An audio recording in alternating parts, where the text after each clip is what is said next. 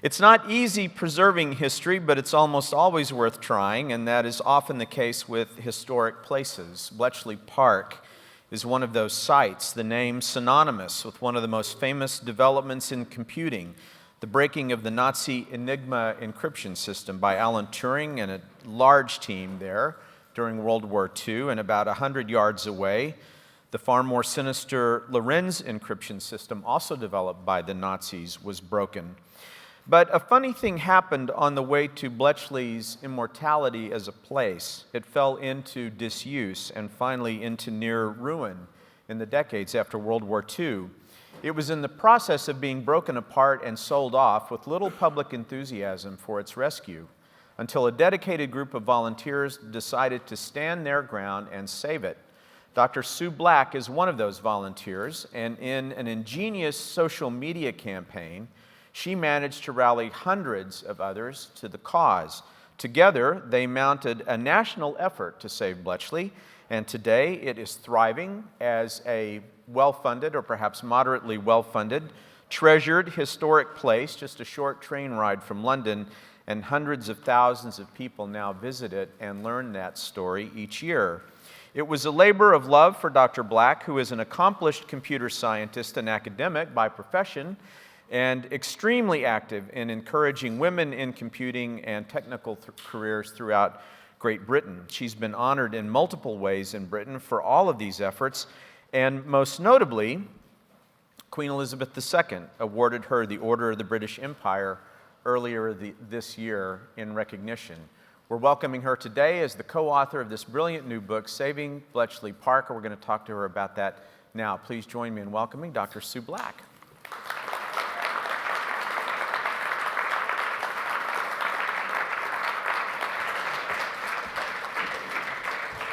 Hi. Greetings. Hi, John. How are you? Great, thank you. It's a long walk, isn't it? Hi, everybody.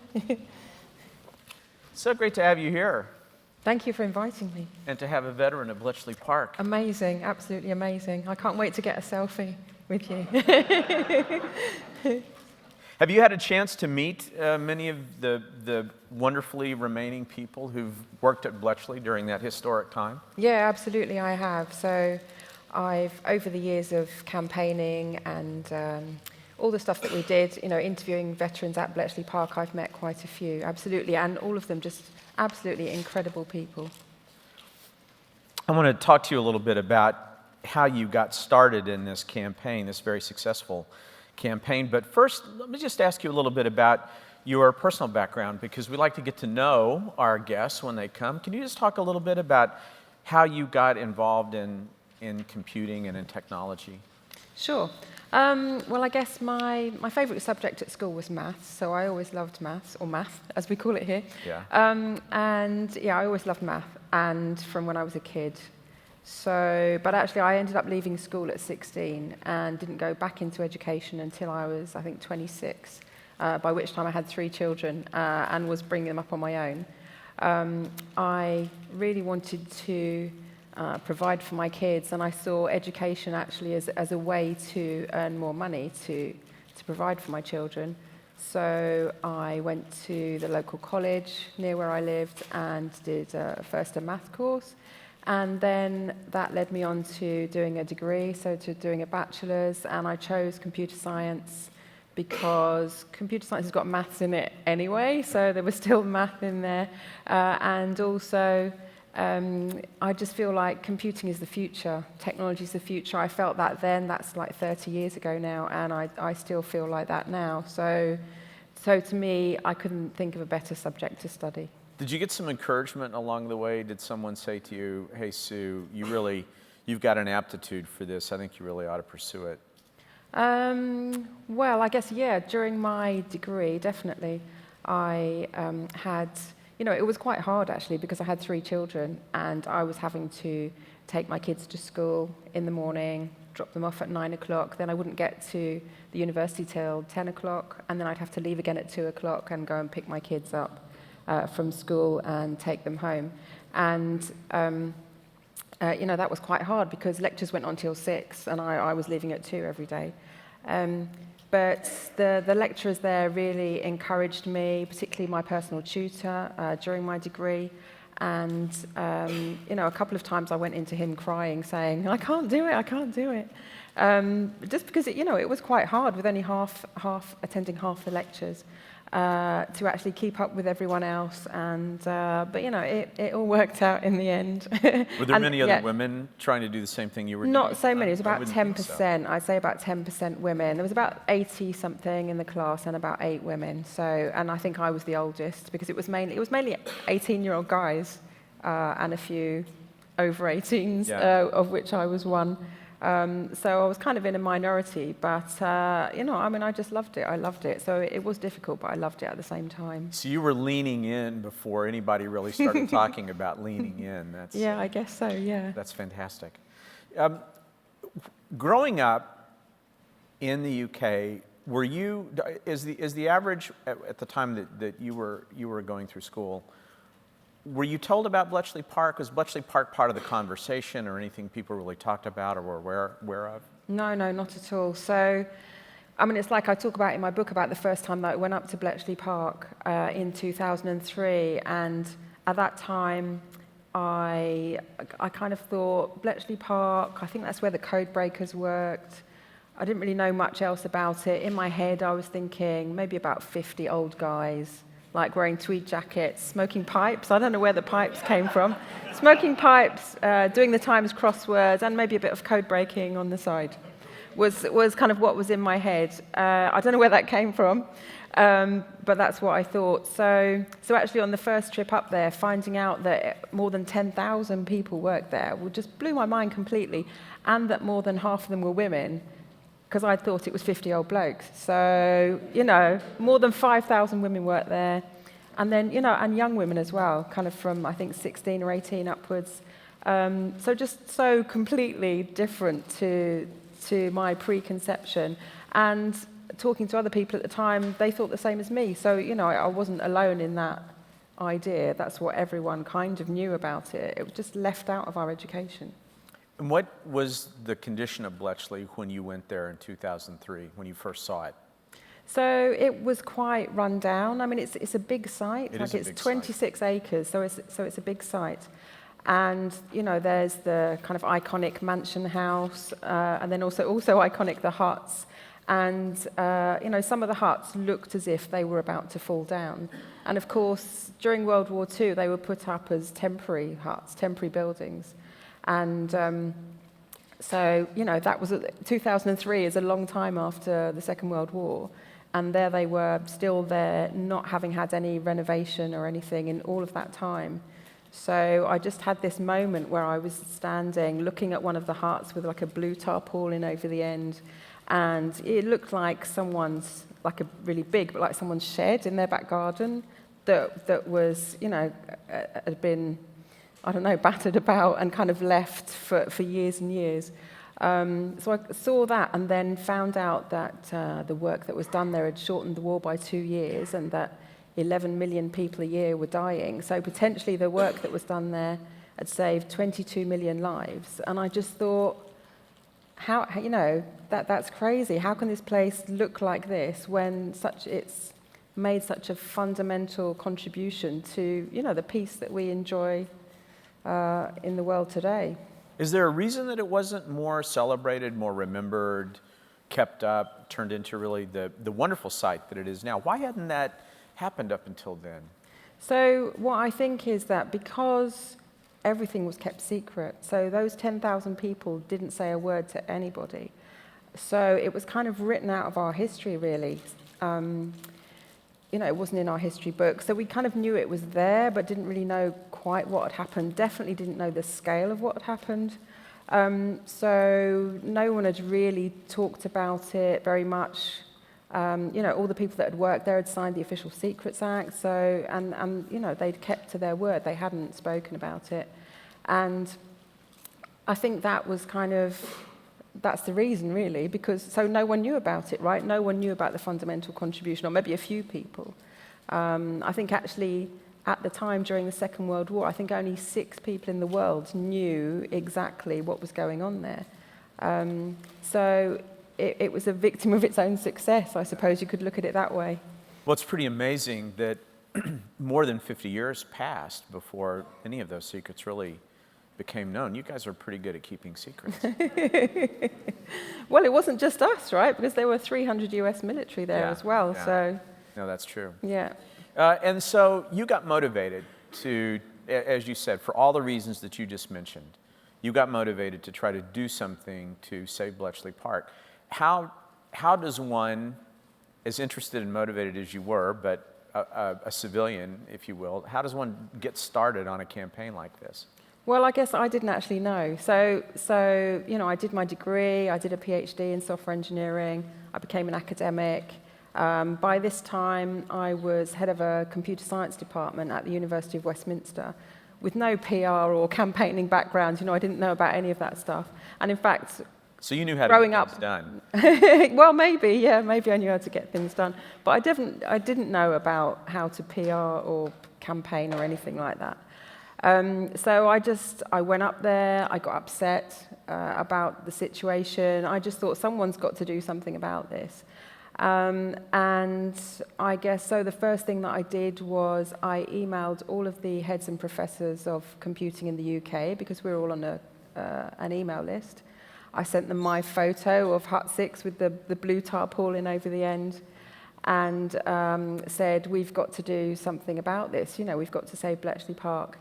And there was, someone else had set up a petition, like an online petition on the Prime Minister's and the 10 Downing Street website, saying the government needs to save Bletchley Park.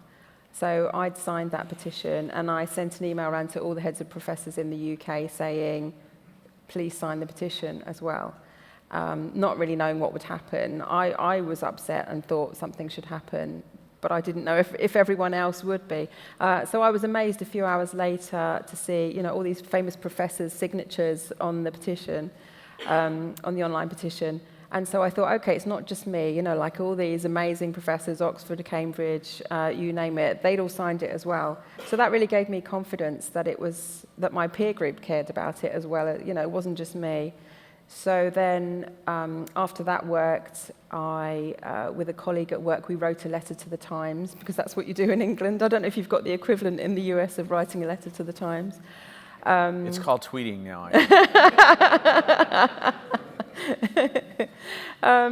So yeah, we wrote a letter to the Times. That was published. I knew about 4 journalists, because I'd spoken about women in computing kind of stuff.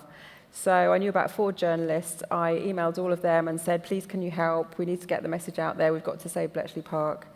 And so one of them answered, and that happened to be Rory Keflin-Jones, who is the BBC technology correspondent. So it was great. You know, that was a great start. Basically, Rory got me onto BBC TV, filmed me up at Bletchley Park saying, I'm ashamed to be British, saying this wouldn't happen in any other country, you know, why are we leaving this place to kind of rack and ruin? And on the Today programme in the UK, which is like the radio programme that everyone listens to. Yeah, sure. Yeah, the major morning show. Onto both of those, and then kind of suddenly I was catapulted onto almost the world stage, because I had friends in the US saying, we just saw you on TV, like what's going on, which was quite funny.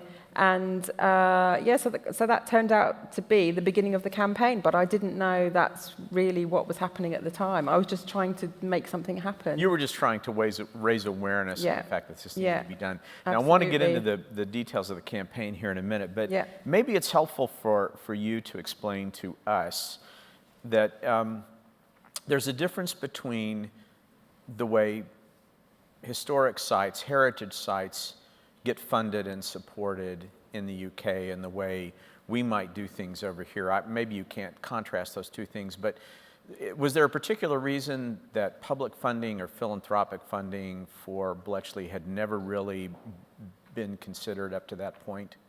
Well, I think Bletchley was a victim of its own success in keeping everything secret, so most people just really had no idea of the contribution. There was something there, right? There was some measure of preservation that had been undertaken at Bletchley. I mean, sure.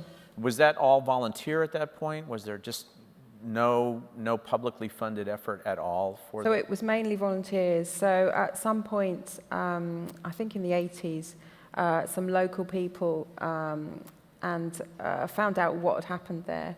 I think one of them kind of broke in, got through the fence, and had a look round. And which unfortunately wasn't that hard to do at that point. No, you could break right in the fence. Yeah, I think so. Yeah. And he decided that a campaign needed to be started to save it. So he got together with some other local people, and what they did then was they helped to open up Bletchley Park. Well, they organised a reunion first, actually. They organised a reunion of the people that they could find that worked there. And I think, yes, at that time, Bletchley Park was going to close. I think it really was going to close. But they very cleverly decided to organise a reunion, and then when they got everyone together, they said to everyone, okay, we need to make sure that this place doesn't close. And so they did whatever they could. I think they wrote to the Prime Minister at the time saying Bletchley Park mustn't close. So Bletchley Park's actually been saved several times. It's not just been saved once. So they did a great job and kept it open then. And then I think there was a small staff, but Simon Greenish, the director at the time when I got involved, said that most of the people that he was working with were volunteers, not paid staff. All right, so let's go back now. You've been on the BBC, you've been on television, you've been on radio. You're campaigning and saying, I'm ashamed to be British because we're letting this thing go completely to wreck and ruin, as you said. Pick up the story from there. How did it begin to pick up momentum? And how did you know suddenly that you'd caught the attention of the public so that a campaign could really take place? Sure. Well, so I was on the BBC. That went to kind of like BBC America and stuff. And so for me, that was crazy. I got like 200 emails that day from people all over the world supporting the campaign. So that was amazing. I also had phone calls and a couple of letters from veterans that had worked there saying they wanted to help save Bletchley Park. So that was really amazing. But then I was like, well, what do we do now? So we've been on the news. We can't go back on the news. What do we do? How do you then carry on raising awareness, getting people to know about Bletchley Park and what happened there? And I really didn't know what to do. And so a small bit of funding came into Bletchley Park, I think a few months after the BBC news. And then I was like, I don't know what else to do.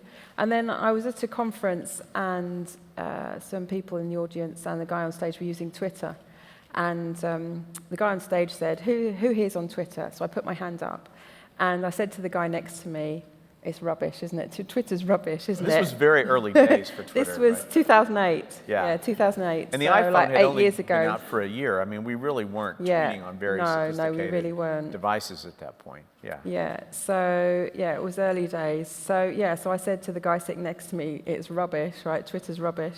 And he said to me, no, it's great. He said, have you got it on your phone? So I was like, no, because I'd only had it on my desktop computer at home. So he said, right, download the app onto your phone, and you'll just see it's really great. So I was like, okay, I'll download it on my phone, And then, so the guy on stage and some of the people in the audience started tweeting. We just started having this conversation about what the guy on stage had been speaking about, and also just other stuff that was happening at that conference. And so when that happened, we were all in the same room together, so like us now, sitting here. But of course, for the rest of the day, people were going to other places. The afternoon, that was in the morning, the afternoon in the conference, people were in different sessions, and I was looking at their tweets, and I was thinking, oh, so these people in other sessions in the conference, I can see what's happening. I can see what's happening in their room. Someone's gone out for lunch. I can see these had lunch at a really interesting cafe or something. But I could see these conversations or just people tweeting about what was happening where they were.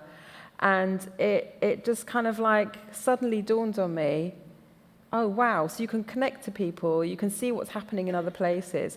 And I don't know, things started happening in my brain. Like, we all went home that night, and then I could see what they were doing the next day, and I just started thinking, hang on, this is a new way of connecting to people that we've not had before. And yeah, at some point it just dawned on me, oh my goodness, this would be great for raising awareness of Bletchley Park. And you began to make that part of your Twitter environment, sort of what you were doing as someone who was new to Twitter, but you know, you were just uniquely driven to try to get something done and determined to really make that happen. So pick up the story from there. You start to wage this kind of one-woman campaign on Twitter, and you had a sizable network. I mean, you were and are today, of course, very, very well known throughout the country, but you had an important circle of friends that you began to try to influence. When did you know that, as you started to talk about this, it was beginning to take hold as a Twitter thing?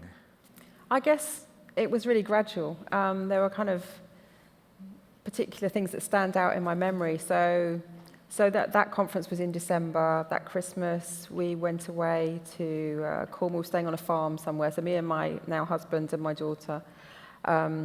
And I was spending a lot of my time on Twitter because I just found it so exciting that I could just connect to all these people. And I realized at some point that if you just type a search term like Bletchley Park into the search box on Twitter, you can find everyone that's talking about Bletchley Park around the world. And I just thought, wow, how would I ever have done that before Twitter? I don't think I could have done it. So I started having conversations on Twitter with those people. So anyone that mentioned Bletchley Park, I started talking to them. And you know, I could put other search terms in which were related to Bletchley Park. And so I could start talking to those people as well. So I just found that mind-blowing, really. And so that was really cool. And so I think I had, so I set up a blog, savingbletchleypark.org. And so I was documenting what we were doing in the campaign. And kind of then it was really me mainly, and kind of a few people here and there joining in with particular things. So that was kind of going, and I had a link to my blog in my profile on Twitter. And then people started contacting me because they saw the link to my blog. And so they were reading my blog and then getting in touch. And so a couple of particular people got in touch, Mike Sizemore and Documentally, these guys in the UK who knew a lot about social media, whereas I was just kind of tinkering away thinking, oh, this looks cool. They definitely knew what they were doing with social media. So they got in touch, said, we're interested in Bletchley Park. We really want to help with the campaign. So I got very excited. After Christmas, went to meet up with them. We went along to a talk that Captain Jerry Roberts, who'd got in touch with me in the summer, who was one of the code breakers at Bletchley Park, he was giving a talk at UCL, big university in London. And so a few of us went along to Jerry's talk. We're absolutely amazed by what he said. You know, he talked about decoding messages which were signed by Hitler, you know, and it had just been kind of sent through. Just incredible stuff that he'd done. And so we went there one day, and then the next day we all went up to Bletchley Park. And that was an amazing day because I got to see those guys who really loved social media see all of this stuff at Bletchley Park and get really, really excited about it and talk about it as the geek mecca, and got Bletchley Park set up on Twitter themselves, and they were kind of giving them like a sort of a quick lesson in how to use Twitter and social media. So in 2 days, we kind of had this amazing whirlwind of activity and interest. And what happened was, because they had many more people following them than I did. I don't know how many people I had following me then on Twitter, but probably a few hundred, I guess, maybe not even a few hundred, whereas they had thousands. And so I realized that they really amplified my message. So that was really cool. And that was kind of another milestone, I guess, in the campaign, or my understanding of how to use Twitter to campaign. And then, so that was all very exciting. I feel like the whole campaign is like peak, trough, all the way along. So that was really exciting. And then I was like, what next? What do I do next? Yeah. And then you had a kind of Ellen DeGeneres moment, right? It's like her selfie at the Oscars. Yeah. Seemed to suddenly educate a whole country that this thing was a thing. And Stephen Fry, you may have to explain to some of us who Stephen Fry is, but it was a moment as important as that one. Do you want to talk about that? Absolutely, sure. So Stephen Fry in the UK is an actor. Well, he's an all-round good at everything kind of super smart guy.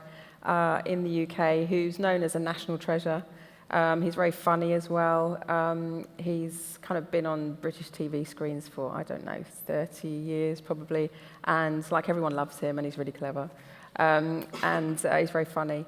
And so in the UK, most people then, like if you talk about someone who was on Twitter, who was famous, it was Stephen Fry. So he was the one person that was more famous than anyone else on Twitter. And he's kind of an early adopter of technology as well. Yeah. So I saw him, he tweeted a photo of him in Centre Point, which is like a big kind of skyscraper in the middle of London, saying that he was stuck in the lift with some of his friends and they'd pressed the buzzer, like the alarm bell, nothing happened.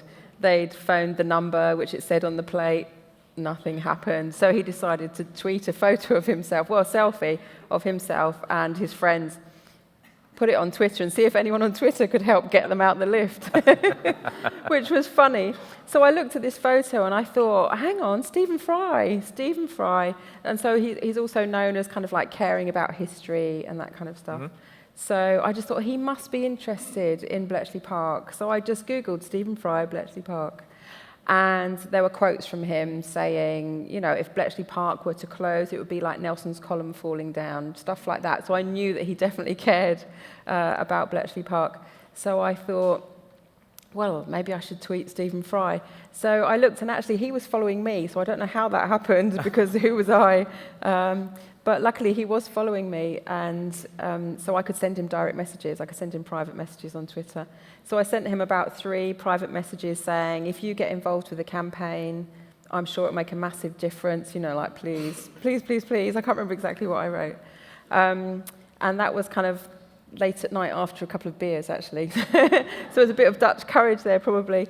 And so I went to bed that night thinking, well, I gave it a go. Hopefully, I don't know if anything will happen. But I was kind of thinking, of course, he's not going to reply. He's famous and I'm nobody, so why would he? But then the next morning, I got a notification saying, Stephen Fry has tweeted, blah, blah, blah, blah, blah, you know. So I was like, oh my goodness, that's amazing. So I looked at Twitter and he tweeted a link to my blog, savingbletchleypark.org blog. And that day was just incredible because Twitter just went crazy. He had, I think it was like 200,000 followers then, which was a lot in those days, not now. And so he tweeted it out, and I looked at the hits on my blog, and so normally then I would get about 50 hits a day, which to me was amazing. 50 people were reading my blog, that was great. But one tweet from Stephen Fry meant that I got 8,000 hits that day. And that really showed me that if you find the right people to get on board with your campaign, because remember, I didn't know what I was doing. If you find the right people to get on board with your campaign, you can kind of reach whole new audiences, many, many people really quickly, if you just find the right kind of key influential people in your sphere, I suppose. So, yeah, so that was another part of my learning process around Twitter. I think it's just such an interesting traditional media, new media story, because here you were on the BBC, on television, on radio, making these appearances and being pretty compelling. And that stirred up a little interest, and then suddenly one moment of an expression from Stephen Fry and the whole thing explodes. And those are pretty early days for social media relative to the biggest broadcaster in the UK. Sure. Yeah, I think that was February 2009. Yeah. And then at that point, were you then asking people to do something in particular, to take some specific action related to Bletchley? So at that point, because we'd got Bletchley Park set up on Twitter, I was asking them to follow Bletchley Park, to visit Bletchley Park, because Simon Greenish, the director, then had made it clear that the main funding that they got, the main funds that they had were from people visiting and like paying their £10 or £12 at the gate. So I knew that to help them raise money, we needed people to go there. And also we needed people to follow them on Twitter so that they could see what they were doing and kind of amplify the message that I was, trying to get out there, that Bletchley Park is a place worth saving. Mm. There was really no mechanism at that point, though, for private support beyond that. Was there a fund set up at that point for people could donate to, or nothing like that? So Bletchley Park is a charity, so Bletchley Park Trust. So people could, but not specifically. Wasn't thought specifically of that.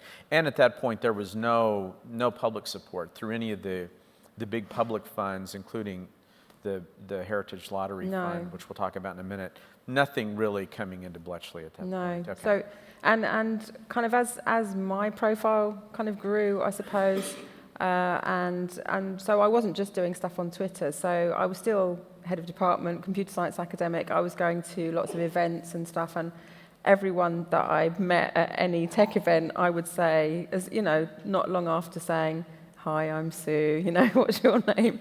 I'd be in there with, "So, have you ever been to Bletchley Park?" to everybody, and I encouraged everyone else that was interested to do the same thing. Yeah.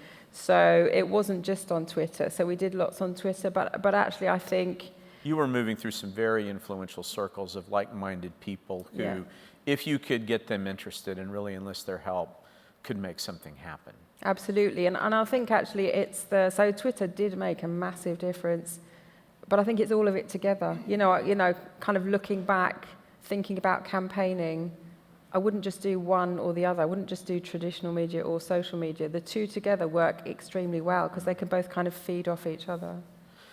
And then after this is all up and running, and you have all the parts of that equation, including your very important professional work, and using that as a kind of platform to be an evangelist. When did you know that something was really starting to happen that could make a significant difference in the saving of Bletchley Park? So I guess the first time was when Bletchley Park got, I think it was £300,000 from English Heritage, so one of the funding bodies. I found out afterwards that Bletchley Park had applied for Heritage Lottery funding, which is like the biggest fund that they can apply for. They'd been turned down not that long before we started campaigning, I think. Which I find just incredible, really. So I actually spoke to someone who was high up somewhere, Lord somebody at some point, who got in touch with me after seeing me on the news and stuff. And so I was chatting to him about what could I do. You know, I wanted to know from him, how can we move this forward? How can we get funding for Bletchley Park? And so at that time, I just thought, well, wouldn't it be such a good idea if we got the Science Museum and the Imperial War Museum to work together to kind of, kind of have Bletchley Park as their child, I don't know, between them, maybe. Because there's the computer science stuff there and the technology stuff, but there's also all this history and, all the war kind of heritage. And so wouldn't it be a great project for both of them to come together and help Bletchley Park to kind of blossom and be funded? And so I said to this Lord somebody who knew a lot more about the funding position than me, isn't that a great idea? And he said that he didn't think that would happen because something like no one would throw good money in after bad kind of thing, as in they just thought Bletchley Park wasn't a viable concern. You know, there's this massive site, it's falling down, who's going to give them money? Because it just would take so much money. I think that's kind of how it was seen. And I think also that message about saving 22 million lives wasn't out there in the public consciousness. So people knew that stuff had happened, and most people, again, the 50-old guys code breaking. So if you think it's 50-old guys, why would you give millions and millions of pounds? People just didn't know. They didn't know about the fundamental contribution. So I think that's why they hadn't got funding. So actually it turned out that getting the message out there, that there had been this amazing contribution, that there had been 10,000 people working there, that it had shortened the war by 2 years. When that message got out there, then funding bodies started to get a lot more interested, I think.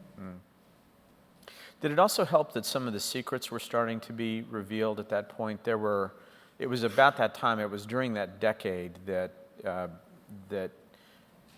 revelations about the work at Bletchley, the code breaking, the Colossus, and the breaking of the Lorenz Code, all of those things began to come out. Were those getting more notable, those kinds of disclosures becoming more notable in the UK at that time? I think the first kind of opening up of telling the story was, I think, in 1975.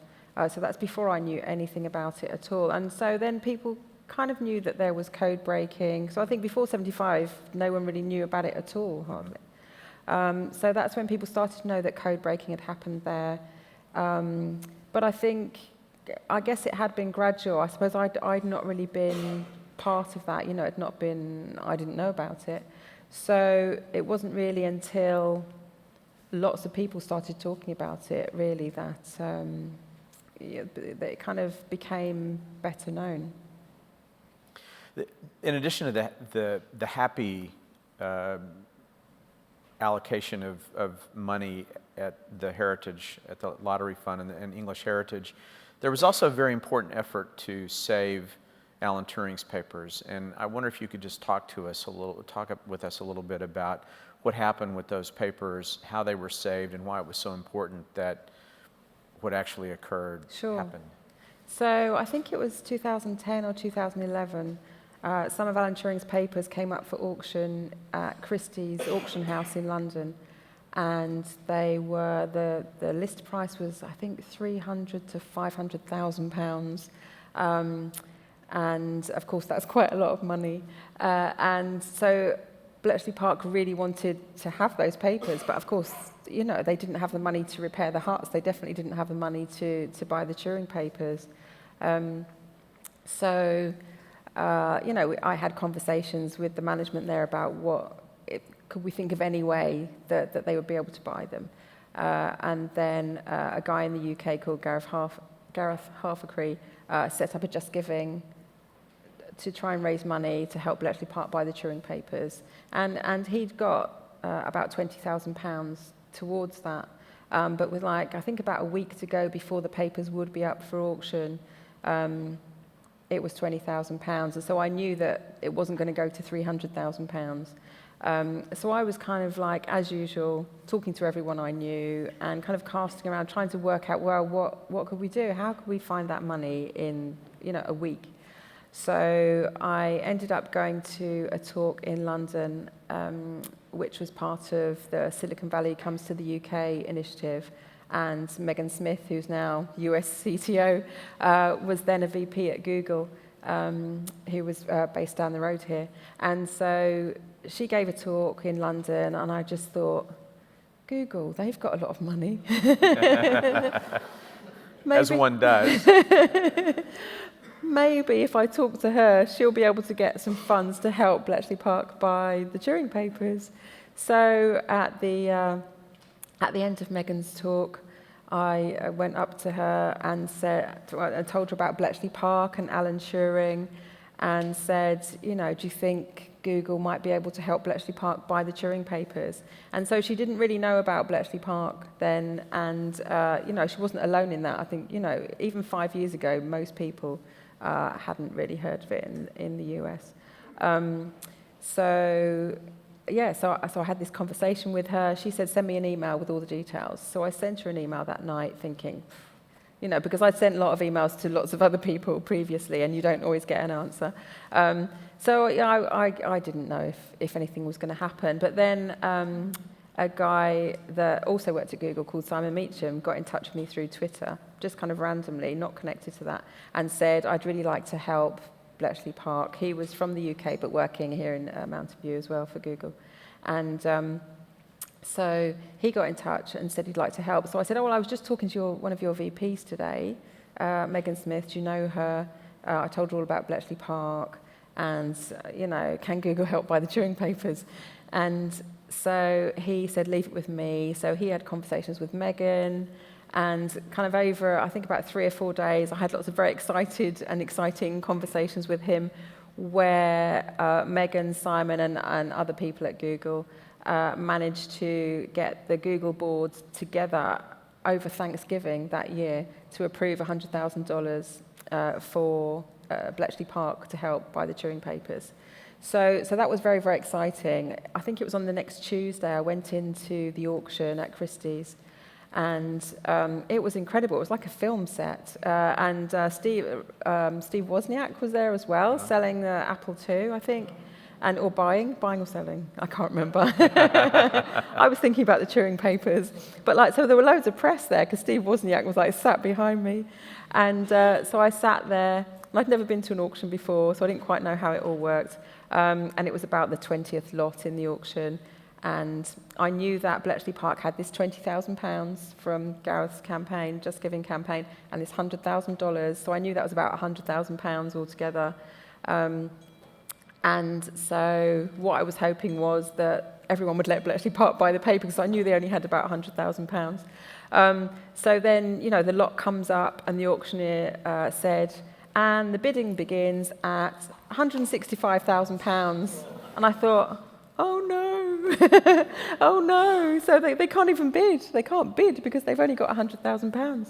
So I don't know what happened, but it just went really, really quickly. There was a few bids around the room, and then it was all over. So I didn't know what had happened. So I was just sat there thinking, oh, what do we do now?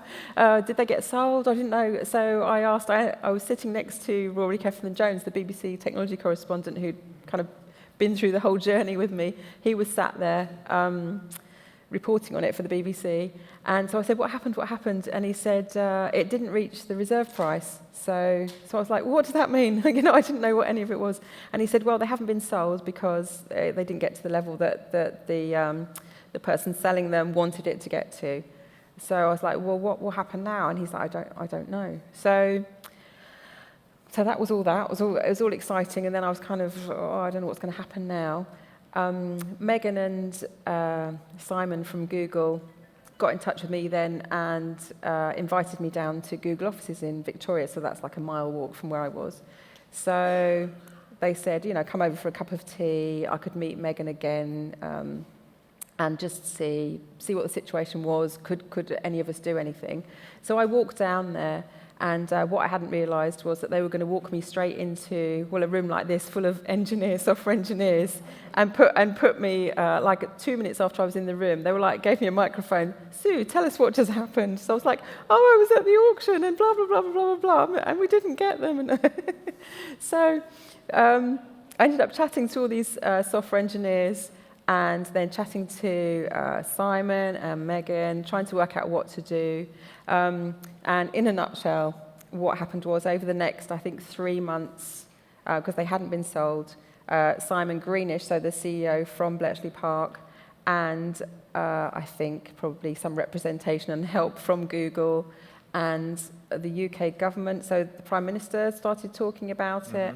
I think I wasn't involved in the conversations, but I think there was something happened, some magic happened. Yeah, right. And then I think in February, so about 3 months later, Bletchley Park bought the Turing papers. And they went up to Bletchley Park, and they're on display there now. Yeah, it's fantastic. It's a fantastic rescue story. So there have been 2 great rescues, Bletchley Park itself and then these very precious papers of Alan Turing. Before we get to the audience questions, let's talk about the book, because after all, this is a book event. You had done so much, and I wonder what inspired you to actually write all this down into this very wonderful book? Basically, because people started asking me, what happened? What did you do? Lots of people, so it ended up being thousands of people on Twitter tweeting, when anyone went near Bletchley Park who was famous in any way or well known, then someone would tell me and Bletchley Park on Twitter, this MP or, this politician is near Bletchley Park. So then we would all start tweeting him or her saying, have you been to Bletchley Park? Did you know? Blah, blah, blah, blah, blah. Shorten the war by 2 years. They'd kind of get deluged by all these tweets from people, supporters, encouraging them to go and visit Bletchley Park. So all of that kind of stuff was happening, and that grew into thousands of people. So when the campaign kind of ended, because in the end, at one point, the director of Bletchley Park, Simon Greenish, said to me, Sue, you don't need to say, saving Bletchley Park anymore. Bletchley Park is saved. And I just sat there thinking, oh my God, Bletchley Park saved. So all of that kind of happened. That took 3 years. I thought it would take about 6 months, right? And it took 3 years. So when that happened, then I kind of went back to my day job. I mean, I was still doing my day job, but kind of I didn't need to actively campaign and get out there all the time to people. Or document necessarily. Yeah, absolutely. Yeah. So then over the next year, various people that were involved, when I kind of bumped into them or chatted to them on Twitter, they're like, well, so I know this little bit of the bit that I was involved in, but what did you do? What was the whole campaign? And so many people said that to me that I thought, well, why don't I just write it all down? So that's what I did, really. Well, it's kind of two books in one because you have a wonderful history of Bletchley Park and the code-breaking effort and the many people who were involved. Alan Turing, of course, is the one we all know the best, but there were so many others. And it is a master class in how to run a social media campaign or a media-based campaign on a social cause like this. And it's fascinating to me the way that you interweave the two of these throughout the book. Did you start out trying to do it that way, or was that just something you arrived at? That it kind of ended up like that. So what happened was, I started writing everything, like my story, from right at the beginning all the way through to the end, and approached a publisher. In fact, I talked to several publishers, and then I found a crowdfunding publisher that it seemed to... Most of the traditional publishers that I spoke to weren't particularly keen. I wanted the book to look a bit like a blog, to kind of capture the essence of a bit of Twitter and have tweets in there and stuff like that. And the traditional publishers that I spoke to weren't so keen on that kind of approach, whereas Unbound, the crowdfunding publisher, were keen to have that in there. So it ended up actually being the fastest crowdfunded book ever when it was crowdfunded. So I wrote that story, and as I kind of took that in when I was delivering the manuscript, and the publishers were looking at it, they were like, "Well, this is a great story, but what about the story of Bletchley Park? Don't you need the story of Bletchley Park in there? Because what if people don't know about what happened there? You've told the story of the campaign, which is great, but what about all that history? So can you go away and write that now, please?" And I was like, "Oh, I don't really want to write that bit." So they suggested Steve Colgan, who came in and wrote those parts. He was actually working with Stephen Fry. He's a writer on QI, which is like a quirky, I guess, quiz panel show in the UK, which Stephen Fry, I'm glad you like it.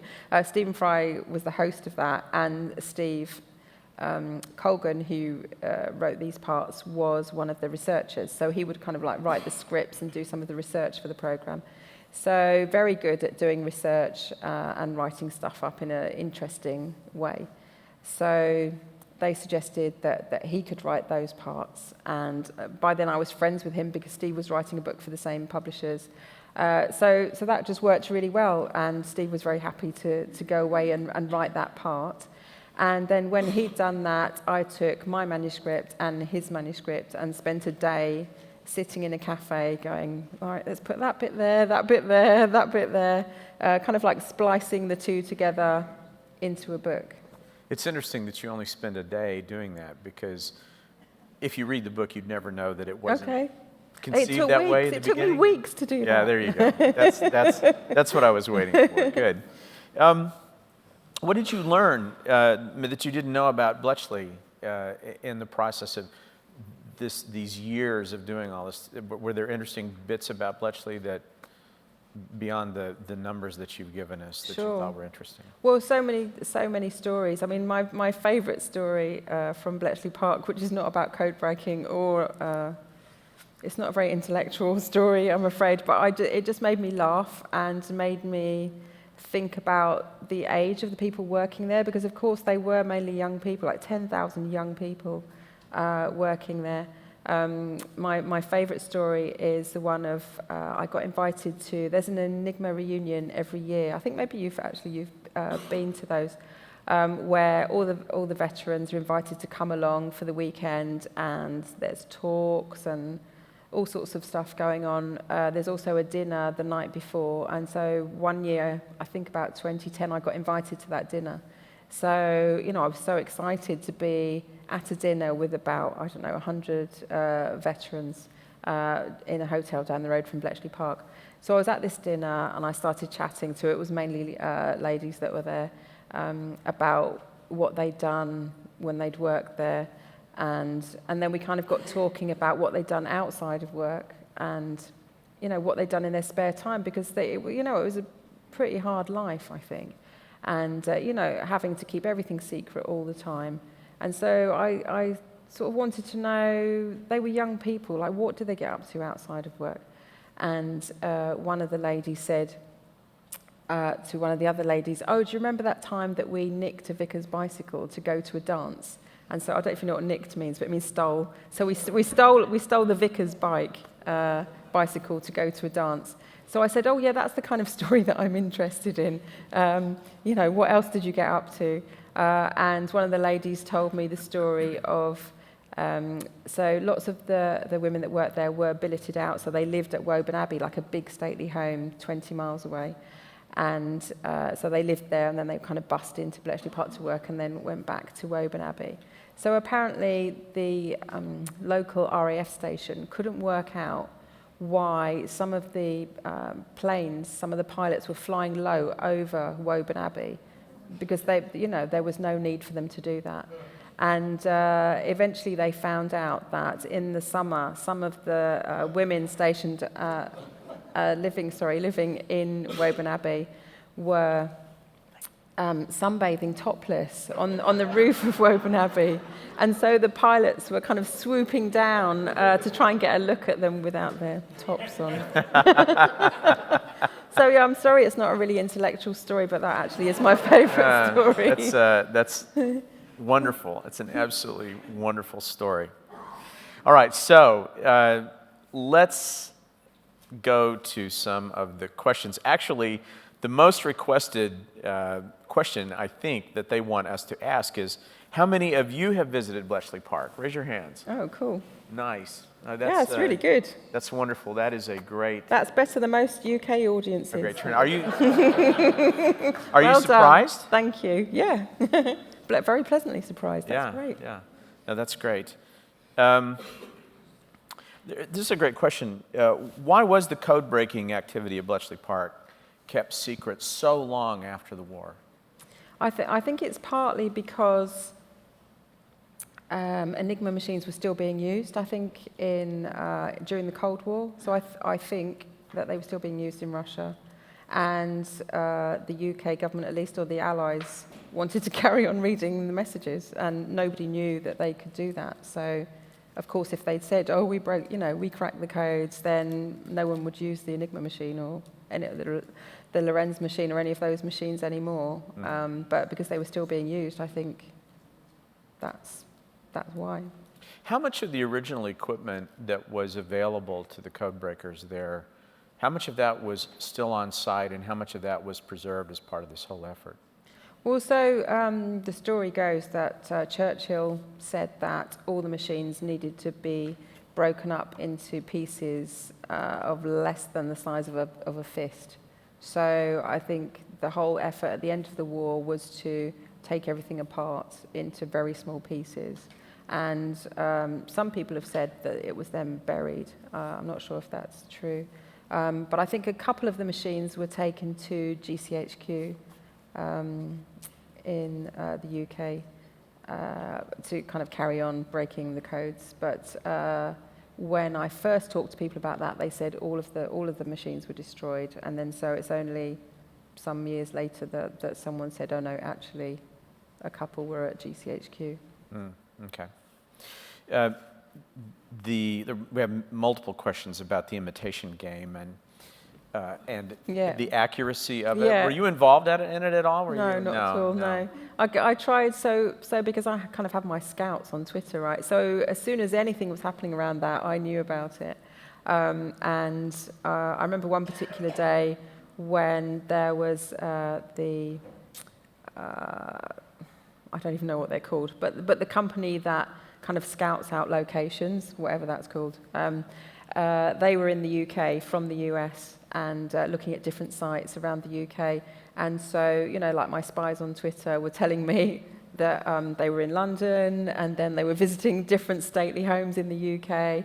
And so I started tweeting them saying, "Are you going to Bletchley Park?"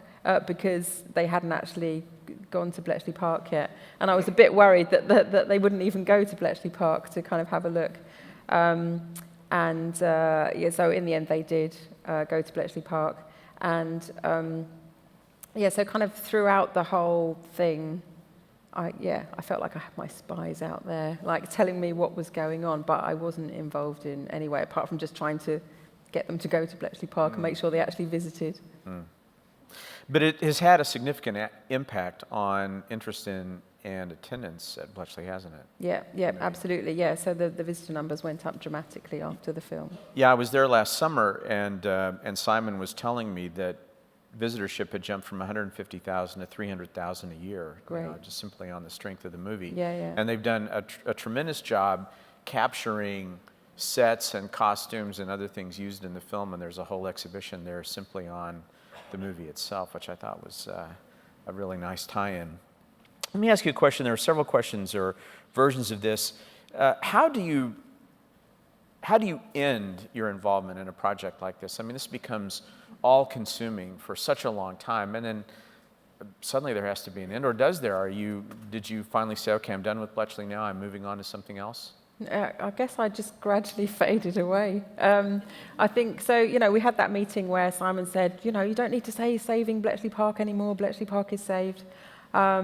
So that was great. That was just after, actually, I got Google involved. So, so we had Megan's involvement and the Turing papers. But then after that, I was really, really keen, because I knew that Google had quite a bit of money. I was really keen for Google to form a partnership with Bletchley Park. I was really hoping to kind of make that stronger and stronger. So I was trying to kind of finesse it in any way that I could. So that was my involvement then, really. So I guess I really focused on that, and then they did, and then I kind of let them, once I saw them connecting really well and discussing funding and stuff, I just kind of, let that be and let them get on with it.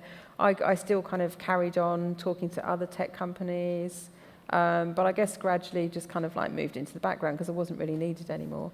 And, the thing that I'd really wanted to happen had happened. Yeah. So for me, that was it, really. And how much funding now is Bletchley receiving through the heritage funding and the other sources of government funding it's receiving? So now I'm not involved like day to day. So at sometimes during the campaign we were phoning each other every day, whereas now I haven't talked to them for a few months.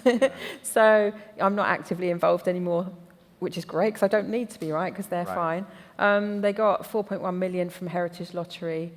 Which was, a really substantial amount of money, and there was some match funding as well, which enabled them to revamp the huts finally. And there's the visitor centre, which is there now, which is great. So they've really renovated lots of different parts of the site. Well, I mean, there's still more to do, but it's very, very different from how it was in 2008. It is, and it's a beautiful spot, and it's very inspirational to stand in those huts and look at those small rooms and just think about the important work that was done there. Yeah. Now let's talk a little bit about what you're doing today, because it's also pretty close to our hearts, which is working to encourage women and moms in particular to think about careers in coding. Talk a little bit about that in addition to your full-time job. Sure.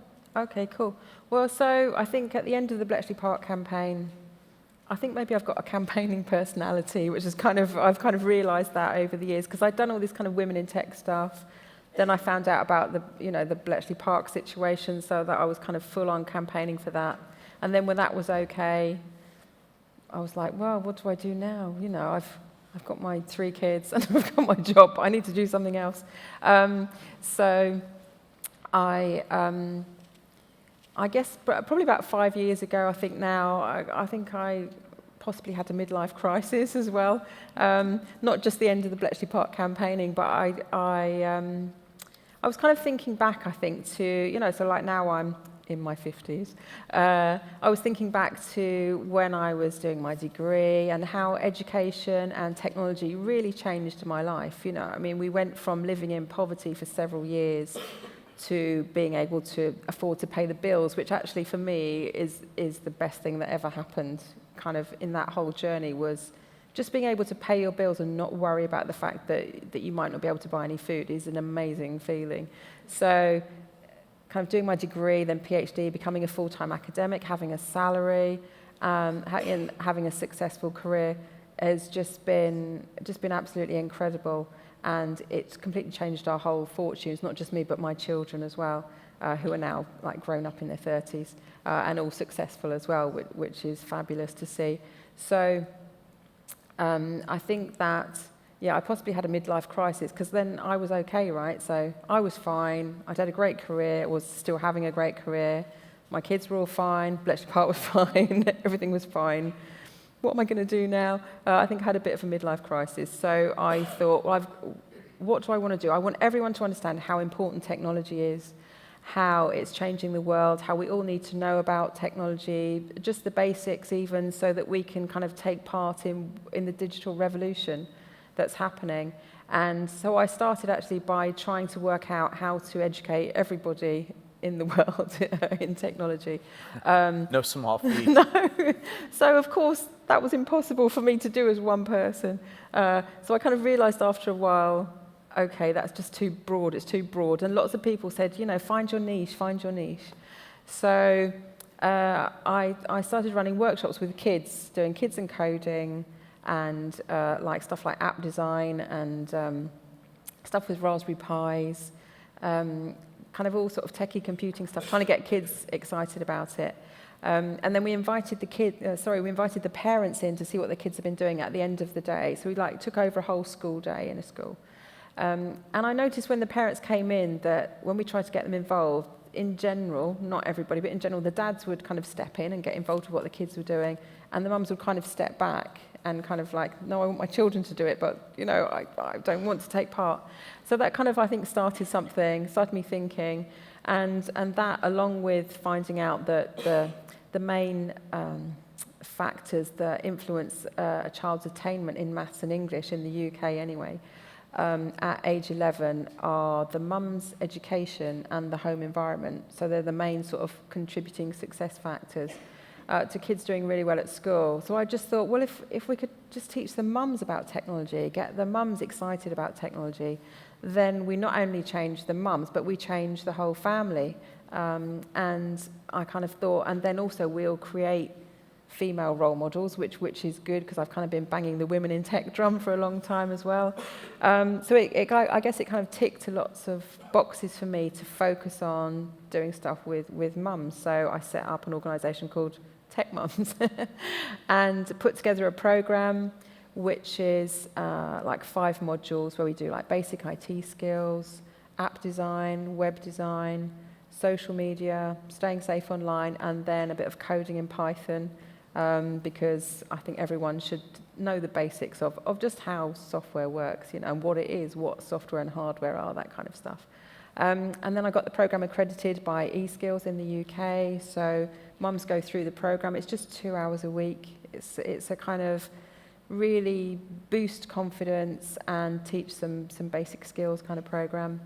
And so that's been running in the UK for, I think, like about 4.5 years now in person, and we're actually working now on putting it online so that mums across the world can do it. And my aim is to get 1 million mums to be tech mums by 2020. How close are you? Not very close. Online's going to make the massive difference. That's why we're working on putting the program online, because so we're going out to mums in London and Nottingham and Dublin, but like doing that like one mum at a time is great, but what we really need is to scale to get to 1 million. So the online program is how we're going to do that. Well, I think that's fantastic, and there's such an amazing, proud heritage of computing in the UK going back to pre-war times, and especially not just the code breaking, but the University of Manchester and the Manchester Baby and software that was developed there very early on. It's quite an important story, and one that I'm glad you've at least shared a little part of with all of us. So thank you very much for being here. Thank you. Yeah. Thanks very much. Thank you. Thank you.